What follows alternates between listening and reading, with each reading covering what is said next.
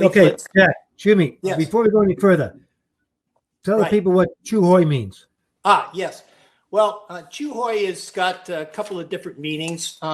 In simplicity, it's a safe package. Or safe passage. We used to call it a get out of free jail card. But it was a term used that would encourage the VC and the North Vietnamese to surrender and promise them safe passage or safe treatment if they did so.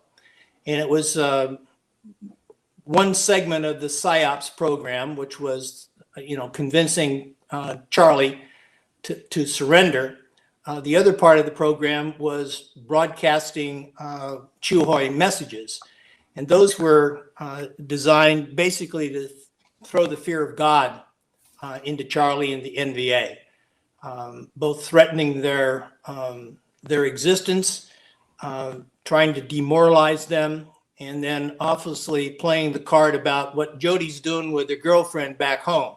So anything to undermine, well, you know what I'm talking about. Yeah.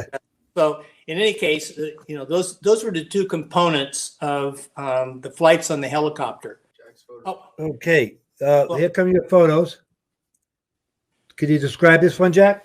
yeah, this is just a great picture taken by one of the first Cav's combat photographers. His name is Terry Moon, and Terry has his own website with incredible portfolio of photographs that he took, again in 1969. And this one is what it looks like, tossing the leaflets out from the helicopter.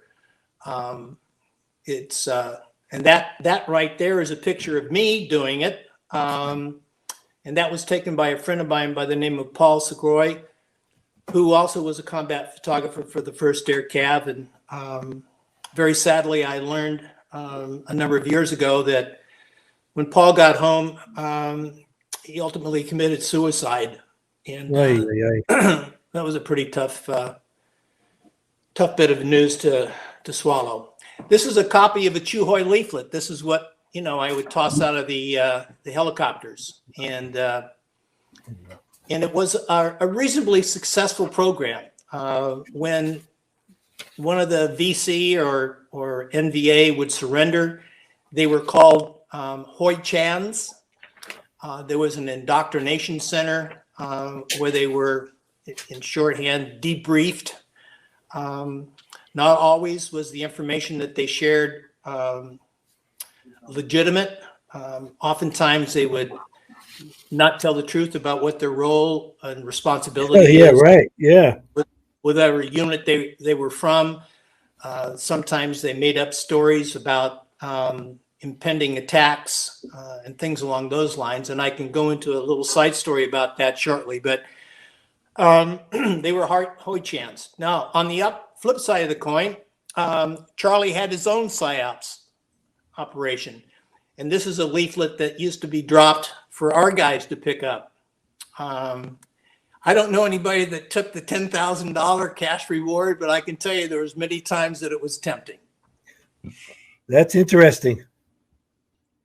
Good. Here we go. Here comes.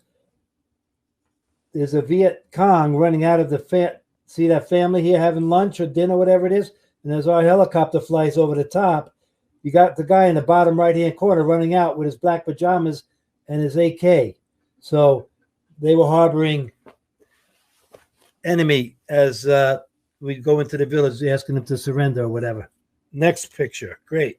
Here we go. This says, if you can't read it out there, it says, American servicemen in Vietnam. Why do American people struggle fiercely for ending the aggressive war in South Vietnam? Because the aggressive war waged by the Johnson administration in South Vietnam brings no interest to the American people but heavy tax, death, and sufferings. The Vietnamese people are struggling for peace, independence, and freedom. They live 10,000 miles away from America, having a grudge, and do nothing harmful for the interests of the American people. So respond to the movement of the American people. Refuse to go to the front to avoid useless death. Press for the evacuation of all U.S. troops and military personnel from South Vietnam and your repatriation. Your families are worrying about you and waiting for your return. And this is from the South Vietnam Liberation Front, Now they had their own psychology or psychological warfare going with this here with these leaflets. So interesting. Well, yes, we had the advantage of helicopters, and so That's we for could sure. distribute them a lot better than they could.